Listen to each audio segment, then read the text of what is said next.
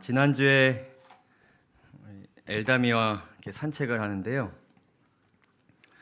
지나가시던 어떤 아주머니께서 저보고 꼭 기억해야 돼. 그래서 뭘 말씀이실까요? 했더니 지금이 좋을 때야. 네, 그렇게 말씀하셨어요. 그거 꼭 기억하고 살아야 돼. 근데 기분이 좋았습니다. 저랑 제 와이프는 지금이 제일 힘들 때라고 생각하는데 지금 제일 좋을 때라고 하니까 또 생각이 조금 전환되더라고요. 근데 이제 지난 짧은 삶을 이렇게 되돌아보았을 때 제가 중학교 때 고등학생 형이 그랬던 것 같아요. 야, 지금 중학교 다닐 때가 제일 좋을 때야.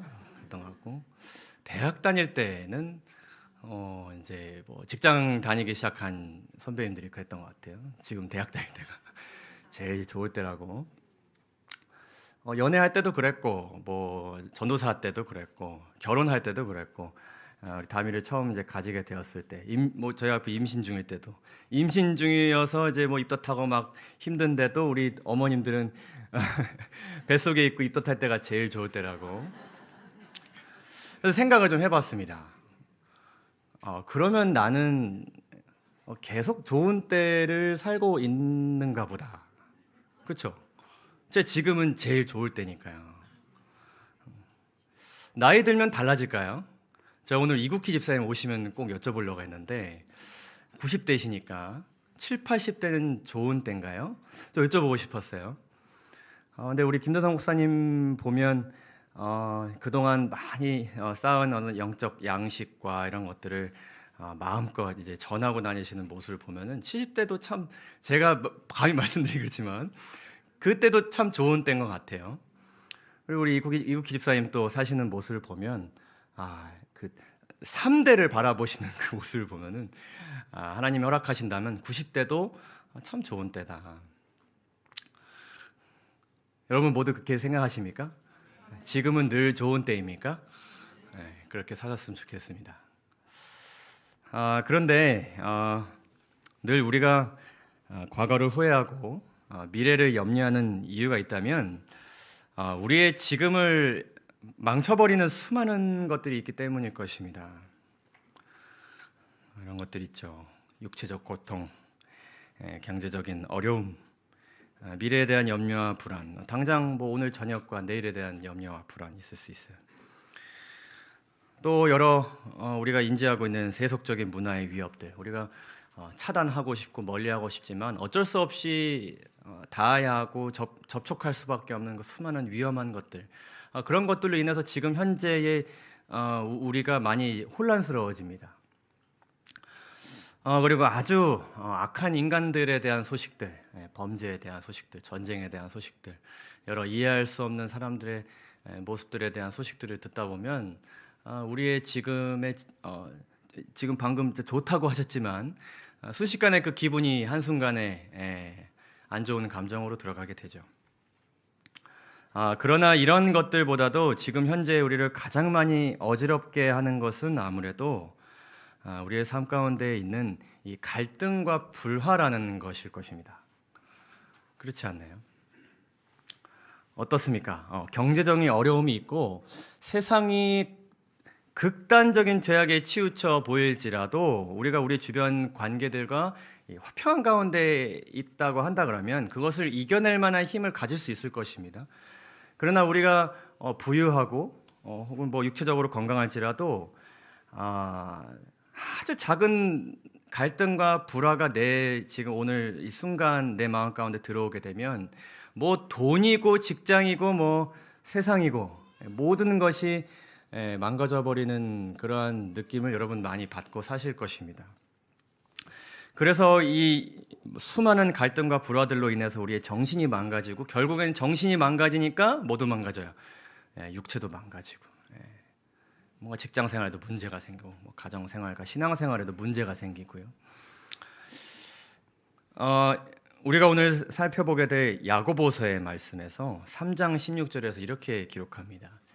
시기와 다툼이 있는 곳에는 혼란과 어떤 악한 일들이 있다고요? 모든 악한 일들이 있다고요. 그곳에 악한 모든 것들이 다 있어요.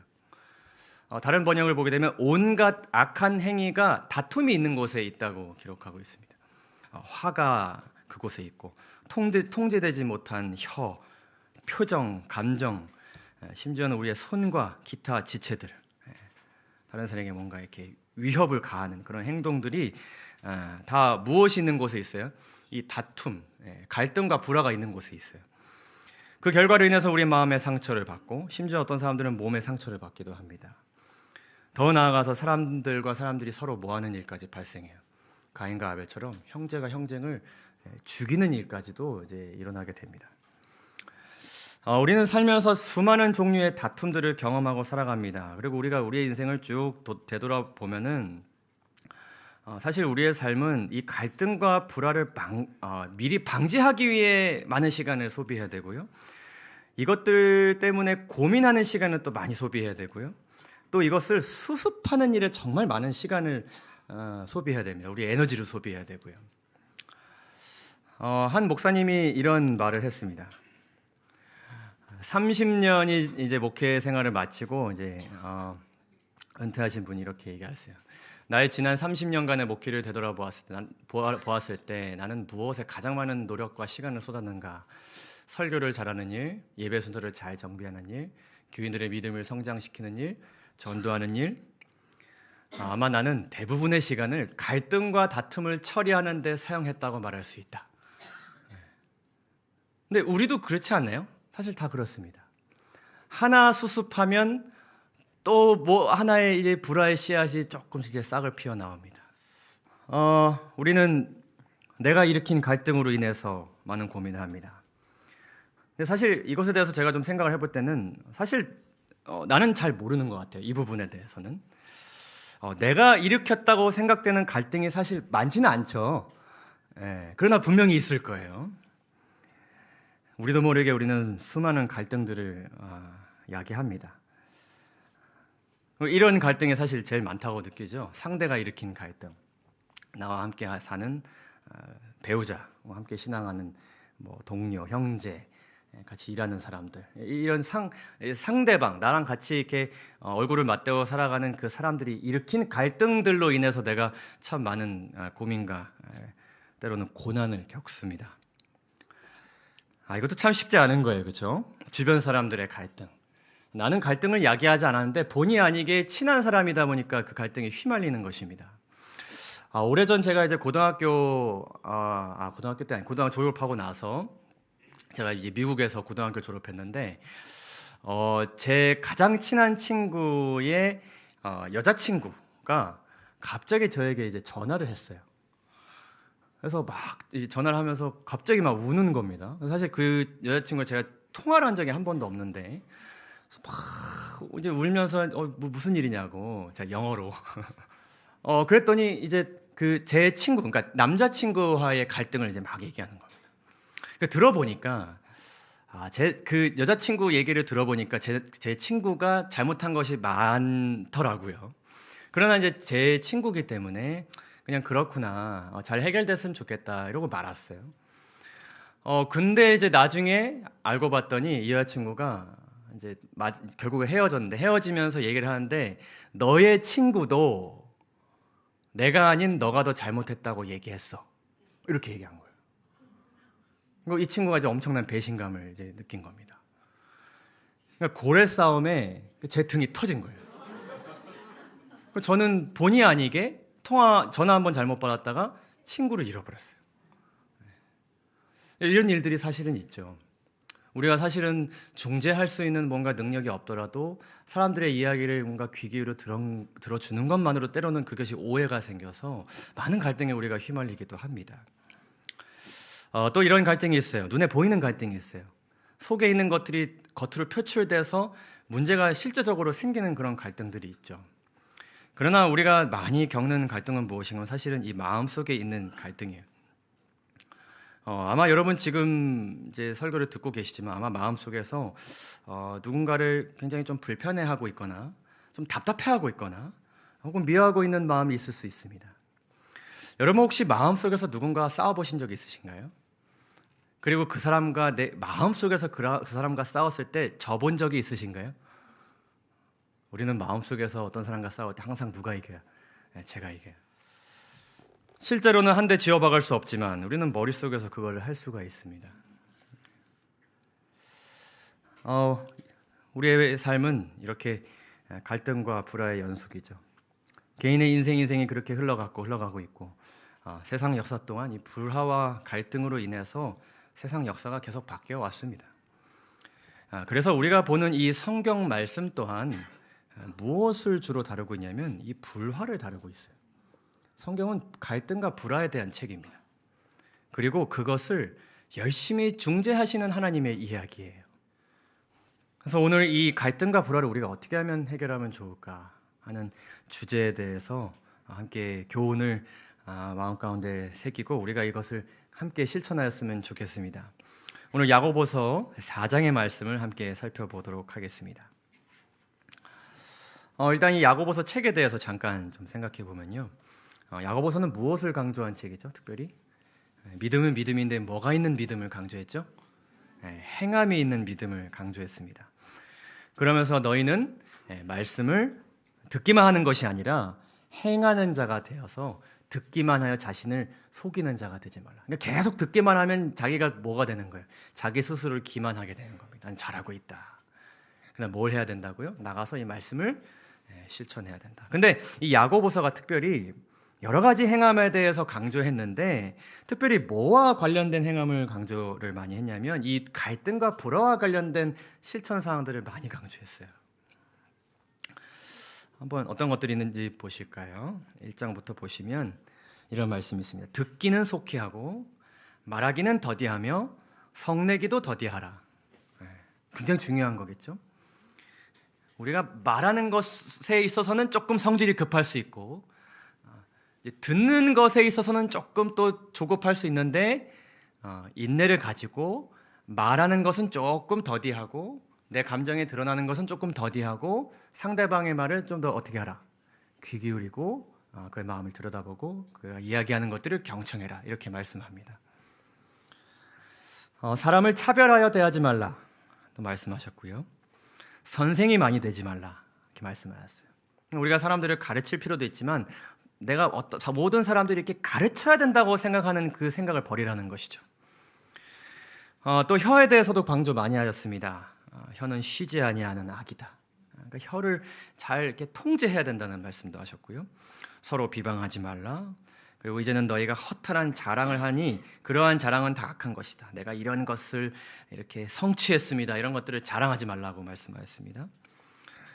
또 서로 어떻게 하지 말라고요? 원망하지 말라. 자, 우리가 이런 실천들을 잘 지키면 우리 가운데 있는 모든 불화와 갈등이 막아지고 또 극복될 수 있을까요? 야고보서는 근본적인 원인이 있음을 말씀하고 계십니다. 그런 어떤 기술적인 어떤 스킬이나 실천으로 인해서 이 갈등과 불화가 방지되거나 극복될 수 있다고 말씀하지 않으십니다. 거기엔 뭐가 있다고요? 근본적인 원인이 있다고요. 자, 야고보서 4장 1절에 이렇게 말씀합니다. 너희 중에 싸움이 어디로부터, 다툼이 어디로부터 나느냐? 너희 지체 중에서 싸우는 무엇으로부터 난다? 정욕으로부터 나는 것이 아니냐? 이 정욕은 무엇을 이야기하는 것이냐면 우리 마음속에 있는 욕심을 이야기합니다. 우리는 왜 갈등이 있는가라고 생각하게 될 때는 늘 이렇게 생각합니다. 누가 갈등의 원인인가? 누가 이 갈등을 시작했는가? 누구로 인해서 이 갈등이 커졌는가? 우리는 그것에 대해서 생각을 많이 합니다. 분석합니다. 그래서 그 원인이 되는 그 사람이 조금 행동을 바꾸고 마음가짐을 좀 고쳐 먹으면 더 이상 이 공동체 가운데는 갈등이 없다고 생각하는데 결국에는 이것이 어디서부터 나온 거예요? 내 안에 있는 욕심으로부터 나온 것이라고 이 야고보서는 말씀하고 계십니다. 그래서 갈등을 해결하기 위해서는 그 관련된 당사자들이 즉시로 자기 자신과 자기 안에 무엇을 살펴봐야 돼요? 욕심을 살펴봐야 돼요. 그래서 일단은 제일 먼저 생각해야 될 것이 무엇인가 하면은 내가 갈등에 휘말렸든 내가 야기했든 누군가로 인해서 갈등이 생겼든 내 안에 뭐가 있구나. 욕심이 있구나. 그리고 그 다음 생각해야 되는 것은 무엇인가 하면 나는 어떤 욕심을 가지고 있는가. 구체적으로 생각하면은 나는 무엇을 지금 원하고 있는가. 나는 지금 무엇을 기대하고 있는가. 저 사람이 이렇게 행동하는 것을 난 기대하고 있다. 저 사람이 이것을 나에게 주기를 원하고 있다. 지금 뭔가 이 내 앞에 펼쳐지고 있는 상황이 이런 모습이기를 나는 기대하고 있다. 이런 것들을 우리가 생각해 봐야 되는 것입니다. 나는 그것을 욕심을 가지고 그 상황을 바라보고 있다는 것을 인지하라고 하나님께서 먼저 말씀하십니다. 자, 그런데 중요한 것은 무엇인가 하면요. 이 욕심은 단순히 그냥 뭔가를 원하고 기대하는 것 정도의 특성을 가지고 있지 않습니다. 여기에는 아주 우리가 알아야 할 중요한 아주 무서운 특징들이 있습니다. 그것이 무엇인지 좀 살펴보도록 하겠습니다. 첫 번째로는 무엇인가 하면은 2절과 4절에서 이렇게 말씀합니다. 자, 너희는 욕심을 내어도 뭐 하지 못해요? 얻지 못해요. 살인하며 시기하면서까지 갈등과 불화를 야기하면서까지 욕심을 가지는데 결국엔 뭐 하지 못해요? 가지고 싶은 것을 취하지 못함으로 어떻게 해요? 다투고 싸워요. 자, 이 욕심의 첫 번째 특성은 무엇인가 하면요.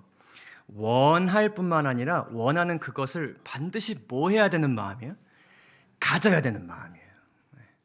예를 들면 이런 것입니다. 제가 우리 엘다미가 나중에 공부를 잘했으면 하는 마음이 있어요. 근데 공부를 잘했으면 하는 마음이랑 저 친구가 반드시 공부를 잘하는 모습을 내가 봐야만 하겠다. 이거랑은 조금 다른 것입니다.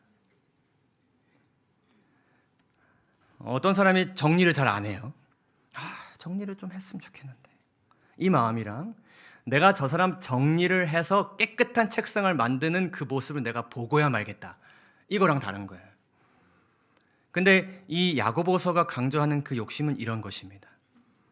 얻어내야만 하는 그 욕심을 이야기하는 것이에요. 그럼 당연히 뭔가 원하는 것이 있는데 상대가 그것을 고치지 않거나 듣지 않거나 심지어 우리가 그 원하는 것을 얘기했을 때 상대는 오히려 보통 뭐 합니까? 그런 얘기 하지 말라 그러죠. 듣기 싫다 그러죠. 그럼 당연히 나는 지금 뭔가 이런 딱 원하는 상황이 있는데 그것을 주지 않으니 당연히 그 상대에게 뭐 하게 될까요? 실망하게 되는 것입니다. 반드시 그 모습이 이루어져야 된다고 생각하기 때문에 실망감은 더 커질 수밖에 없는 것이죠. 그럼 이 욕심의 특성은 두 번째로 무엇인가 하면은 결국에는 실망이 커지니까 그 실망감이 상대에 대한 뭐로 이어질 수밖에 없어요. 비방과 저주로 이어질 수밖에 없게 되는 것입니다. 당신이 문제라고 이해하게 하게 되는 것이죠. 형제들아 서로 비방하지 말라. 형제를 비방하는 자나 형제를 판단하는 자는 곧 율법을 비방하고 율법을 판단하는 것이라. 율법은 누구의 것입니까? 하나님의 것이죠. 내가 만약 율법을 판단하면 율법의 준행자가 아니요 무엇이로다? 재판관이로다. 그 스스로를 다른 사람의 무엇으로 세우는 것입니까? 재판관으로 세우는 것이에요. 이게 우리 안에 있는 욕심이 나를 이렇게 만드는 것입니다. 교회 갈등의 성경적 해결 방법이라는 포이리에 목사님이 쓰신 책이 있습니다. 여기에 이제 남편으로서의 목사님의 고백이 나오는데 제가 이 욕심의 특성에 참 많이 지배된다는 것을 많이 깨닫게 되었습니다. 혹시 아내 되시는 분들 옆에 계신 남편분들 쿡쿡 찌르지 마시기 바랍니다.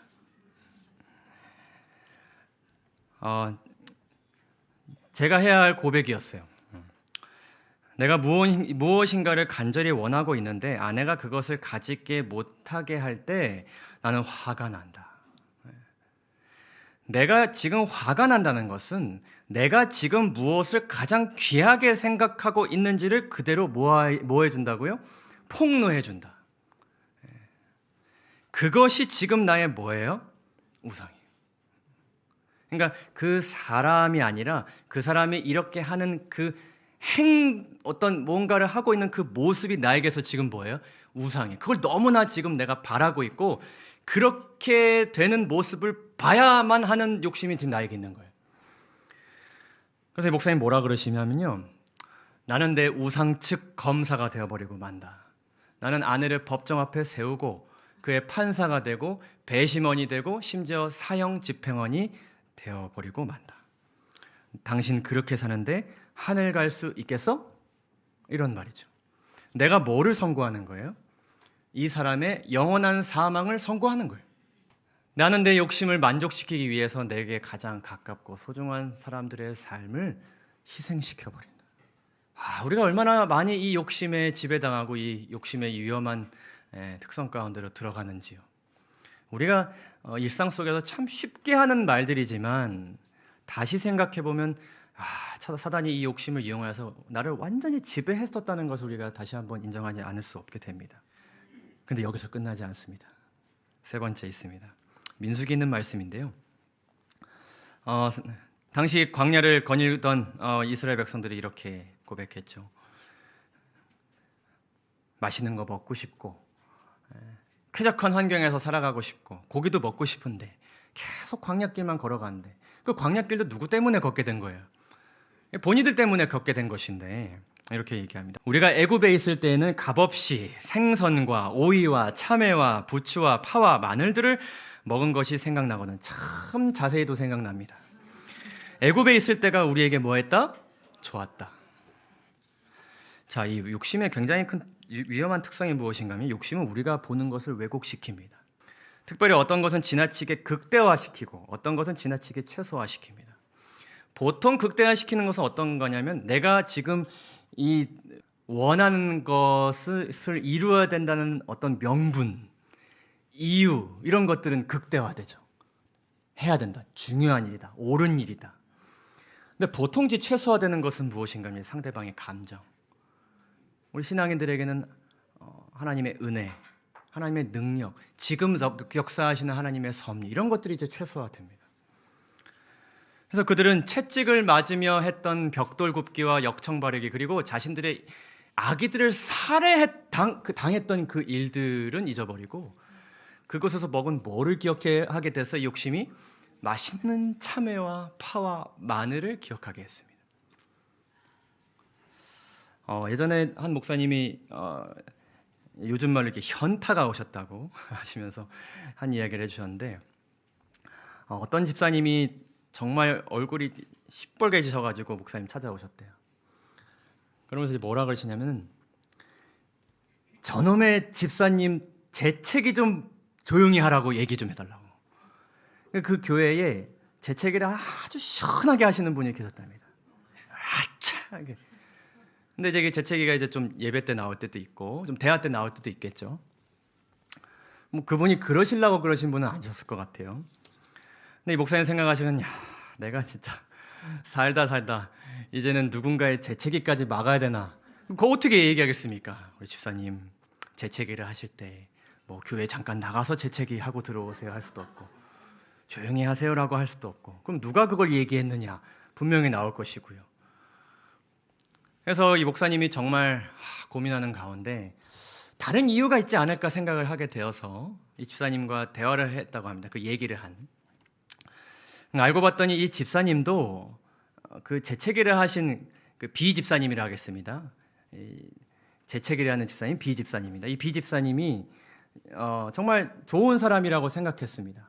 심지어는 이 B 집사님이 이 다른 집사님의 구역반장이셨던 적도 있고 좋은 교제를 나누다가 하루는 이렇게 사람들끼리 이렇게 얘기를 하다가 장난이었든 아니었든지 간에 이 B 집사님이 집사님은 뭐 그런 말씀을 하세요 이런 말씀을 했다고 합니다.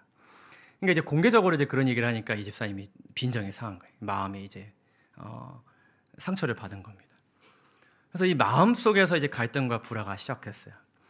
그러면서 이제 이 그전에는 시원하다고 생각했던 이 재채기 소리가 뭐가 되기 시작해요? 소음이 되기 시작했어요. 듣기 싫은 겁니다.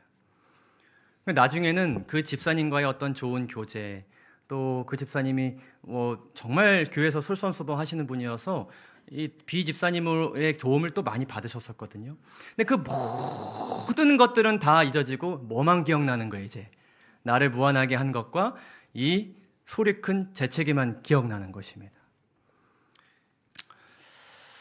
마지막으로 이것이 굉장히 또 중요한 욕심의 특성입니다.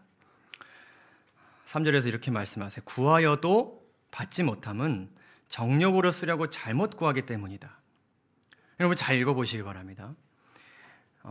잘못 구하지 않았으면 뭐 할 수 있었던 거예요? 받을 수 있었던 것들이에요.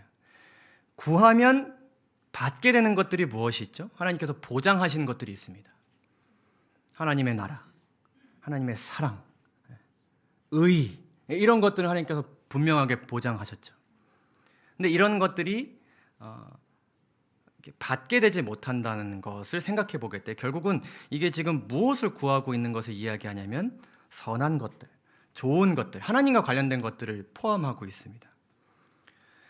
칼빈이 뭐라 그랬냐면요, 훌륭한 물건은 나쁜 신이 될 수 있다 이렇게 이야기했어요. 너무 좋아서 그것이 나에게 우상이 될 수 있다는 것이죠. 예를 들면 어떤 것들일까요? 예를 들면 예배 잘 드리는 것, 전도하는 것, 봉사하는 것, 특별히 가정에서 가정 예배 드리는 것 너무 중요하죠. 하나님의 영광을 나타내는 일이고 하나님께서 우리에게 명령하신 것들입니다. 해야 하고 잘해야 됩니다. 그런데 우리가 예배를 잘 드리는데 때론 불편함을 주는 사람이 있을 수 있습니다. 전도를 하는데 협력을 잘 하지 않는 사람이 있을 수 있어요. 봉사를 하려고 그러는데 그런 것까지 할 필요가 있냐고 핀잔 주는 사람이 있을 수 있습니다. 가정 예배를 잘 드리려고 하는데 나의 자녀가 가정 예배에 잘 참여하지 않을 수 있어요. 근데 우리가 그러한 것들이 너무나도 중요하기 때문에 그러한 것들을 실현하기 위해서 때로는 다투기도 하고요. 갈등이라는 상황이 우리에게 그것을 하기 위해서는 필요하다고 느낄 때도 사실은 있어요.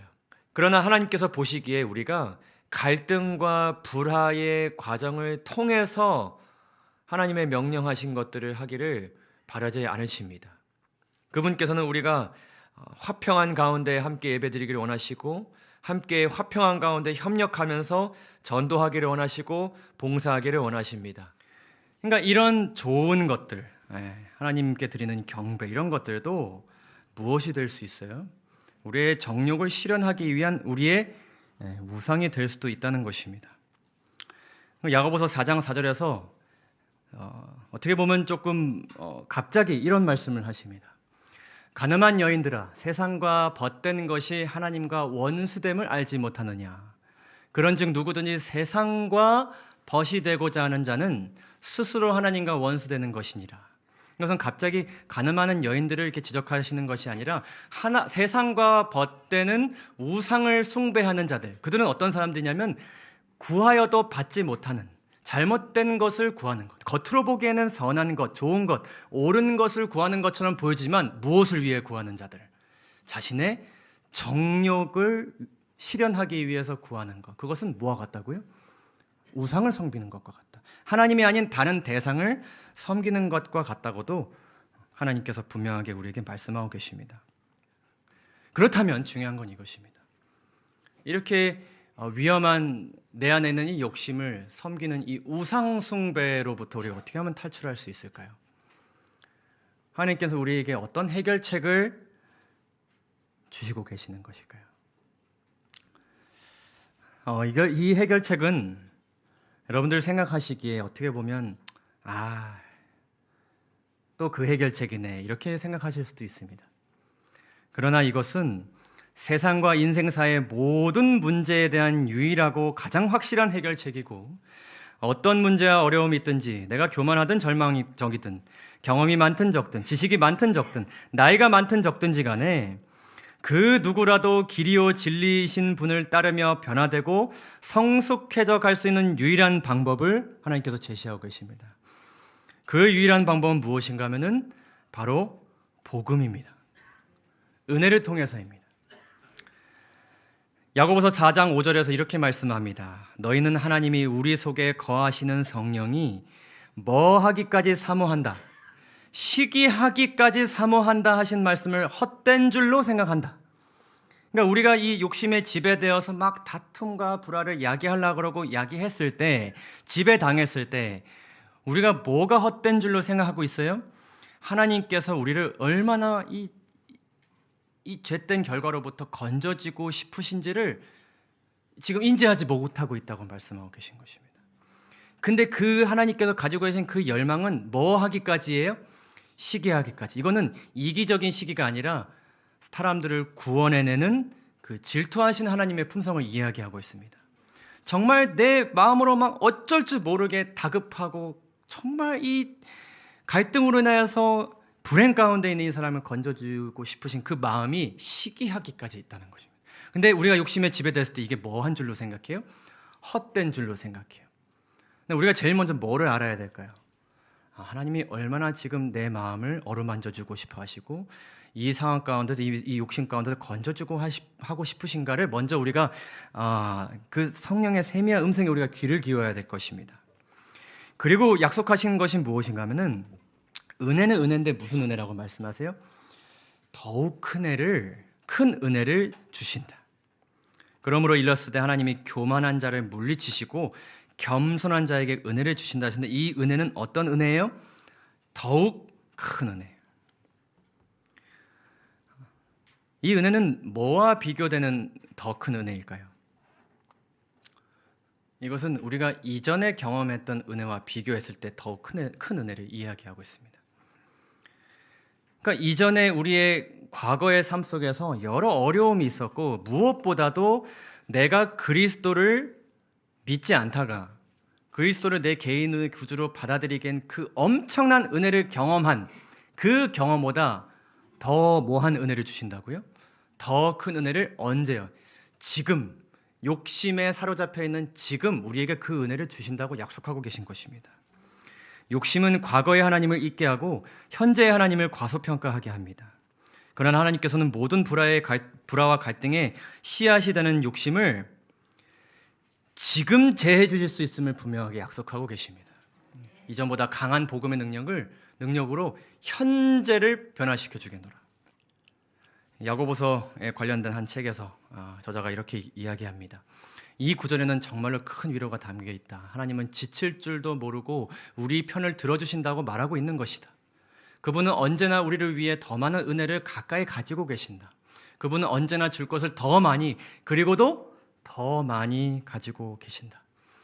하나님이 우리를 선택해 주셨다는 그 은혜를 가지고 우리가 헛장난질을 칠 수도 있다. 화목해하는 그 은혜와 내 속에 주시는 은혜를 무시할 수도 있다. 그러나 그럼에도 불구하고 욕심에 지배되어서 수많은 갈등을 일으키고 있는 지금 내 모습에도 불구하고 그분은 더 많은 은혜를 주신다. 부족하니? 그렇다면 더 가지게 해주지. 그분의 자원은 결코 끝이 나는 법이 없다.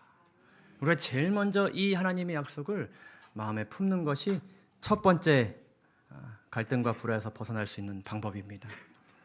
그리고 나서 이 야고보가 실제적인 제안을 합니다. 어떤 실제적인 제안을 할까요?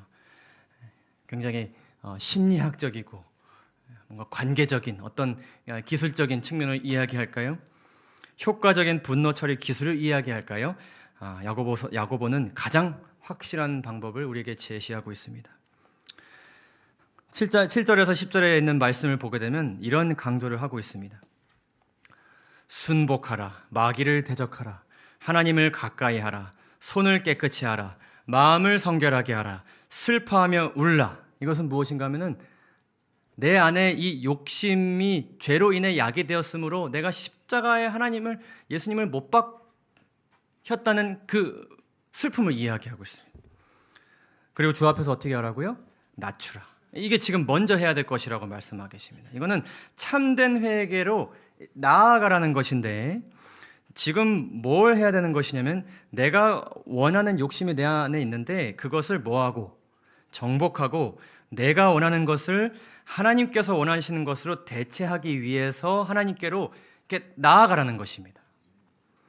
내 욕심 곧 갈등과 불화의 원인을 없앨 수 있는 일에 능동적으로 하나님을 향해 적극적으로 이렇게 움직이라는 것입니다. 그래서 야고보서 3장을 보게 되면 이렇게 분명하게 말씀하고 계세요. 시기와 다툼이 있는 곳에서는 혼란과 모든 악한 일이 있음이라. 오직 위로부터 난 지혜는 언제 성결하고요? 첫째 성결하고. 첫째, 내 안에 욕심이 있구나. 그리고 하나님이 내 욕심을 없애주고 싶어 하시는구나. 내가 하나님 안에서 이 욕심을 없애겠다. 그래서 하나님의 은혜로 이것이 없어지는, 깨끗하게 되는 성결됨을 먼저 경험하는 것이 첫째예요. 그 다음에 뭐 하는 거예요? 화평하기 위해서 원망도 하지 않고 뭐 말하는 것도 줄이고 듣고, 그 다음이에요. 제일 먼저 뭘 해야 됩니까? 우리가 성결케 되는 것을 먼저 경험해야 되는 거예요. 우리가 이 단계를 얼마나 많이 넘어갑니까? 제가 얼마나 그 단계를 넘어가는지 모릅니다. 예내신 있는 구절들을 몇 가지 소개해 드리겠습니다. 만일 우리가 그리스도와 함께 있으면 우리는 육체와 함께 그 정욕과 욕심을 십자가에 못 박게 될 것이다 약속합니다. 근데 중요한 것은 무엇인가 하면 겸손한 자세와 회개하는 마음으로 매일 그분께 나아가야 되는데, 우리의 그 욕심이 없어지냐 계속 있느냐에 대한 그 운명은 누구의 행동에 따라 있어요? 그대의 행동여에 달려 있어요. 그러니까 지금 뭔가 내 안에 있는 욕심이 더 악한 일을 저지르기 전에 빨리 지금 누구에게 가야 돼요? 예수님께 가야 돼요. 중요한 것은 우리는 우리의 마음을 고칠 수 없고 우리 자신으로 그 애정을 하나님께 바칠 수 없어요. 그러니까 우리가 이제 이 단계를 계속 건너뛰니까 나도 계속 안 바뀌고 상대방도 안 바뀌어요. 그럴 수밖에 없는 것이죠. 지금 나에게 뭐가 먼저 필요한데? 복음이 먼저 필요한데. 안 바뀌는 저 사람도 지금 뭐가 필요해요? 중재가 필요해요? 아니요. 제일 먼저 뭐가 필요한 거예요? 복음이 필요한 거예요. 근데 우리는 이스라엘의 하나님의 명령 하에 있는 모든 장교와 병사들로서 하나님께 자문을 구하고 축복을 구하는 시간을 가질 필요가 있습니다. 만약 어떤 일꾼이 이 일로부터 멀어진다면 그는 영적 능력을 잃게 될 것입니다. 개인적으로 끊임없이 하나님과 동행하며 대화해야 합니다. 그리하면 그리스도의 복음의 신성한 능력, 벗어나지고 극복해지고 없어지는 그 신성한 영향력이 그 모든 귀한 모습으로 우리의 삶 속에 나타나게 될 것입니다. 그래서 우리에게 이렇게 말씀하고 계십니다. 야고보서 4장에서 이렇게 말씀합니다. 그런즉 너희는 하나님께 복종할지어다. 마귀를 대적하자. 그러면 그리하면 너희를 피하리라. 그러니까 당장 이 마귀가 내 안에 있는 욕심을 가지고 장난을 치고 싶은데 내가 먼저 성결케 되기 위해서 하나님을 찾으면 그것을 어떻게 할 수 있어요? 피할 수 있어요. 하나님을 가까이 하라. 그리하면 너희를 가까이 하시리라. 이제는 내 감정이 저 사람을 대하는 것이 아니라 하나님께서 그분의 감정으로 그 사람을 대하게 되는 것입니다. 죄인들아 손을 깨끗이 하라. 두 마음을 품은 자들아 마음을 성결하게 하라. 슬퍼하며 애통하며 울지어다. 너희 웃음을 애통으로, 내가 잘했다라고 생각하는 그 만족감에서 내가 잘못했구나라는 참된 회개로, 너희 즐거움을 근심으로 바꾸어 주실 것입니다. 주 안에서 낮추라. 그리하면 주께서 우리를 누구를 높여주실 거예요? 하나님을 의지한 우리를 높여주실 것입니다. 사랑하는 성도 여러분, 오늘 설교를 마치면서요, 어떤 대단한 변화가 담긴 예화도 좋지만 사실 제가 진리의 불교에 있으면서 경험하는 가장 귀한 은혜들은 무엇인가 하면요, 우리 교회 안에도 갈등과 불화가 있을까요? 제가 여기 6년 있었는데 한 번도 없었을까요? 그렇진 않았습니다. 근데 우리 진리의 불교회가 제 개인적인 신앙생활에 있어서 굉장히 큰 은혜가 되는 것은 무엇인가 하면은, 예를 들어 몇 년 전에 한 두 분 성도님께서 좀 어떤 일로 인해 서로 오해가 생기고 좀 불편한 마음이 생기셨어요. 그래서 두 분이 한 번에 저한테 연락을 주셨어요. 저는 이분의 얘기도 들어드렸고 이분의 얘기도 들어드렸어요. 근데 제가 제 개인적인 판단에 의해서는 한쪽 분이 조금 더 잘못하셨다고 생각이 들었어요. 그러나 제가 그거를 말씀드릴 수도 없고 그냥 힘드시겠습니다. 기도하시죠. 그럼 정말 이게 어떻게 보면 식상한 그런 중재의 말을 건네드렸어요.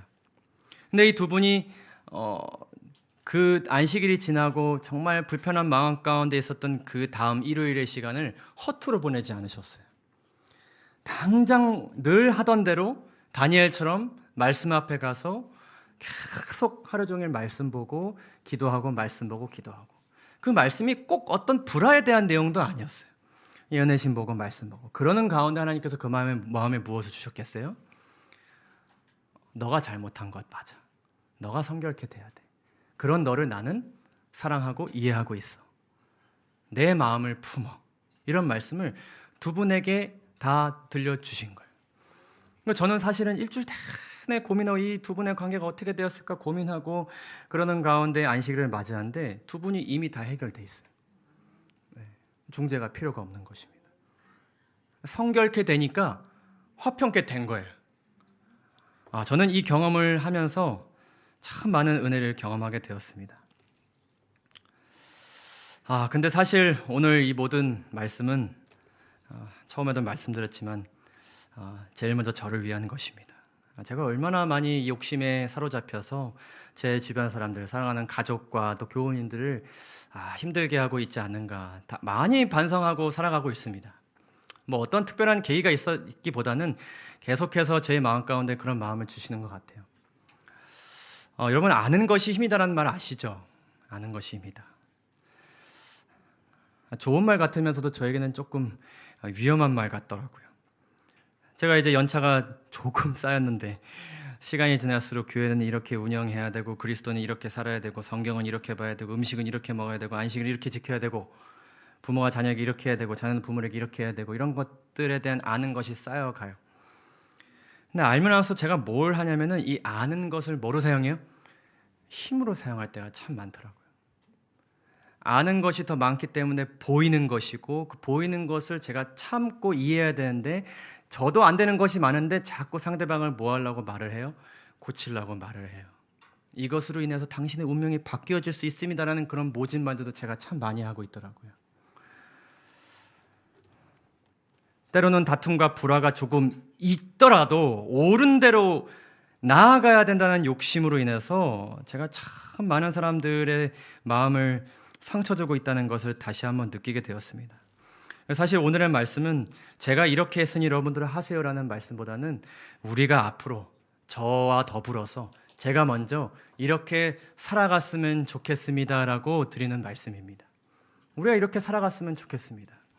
그래서 복음으로 인하여서 우리가 하나가 되고요, 복음으로 인하여서 갈등과 불화가 방지될 수 있지만 가장 하나님 닮은 교회는요, 갈등과 불화가 있어도 해결되는 교회, 빨리 해결되는 교회, 해결되는 가정, 해결되는 관계, 그런 관계와 삶이 우리의 삶 되기를 간절히 소망합니다.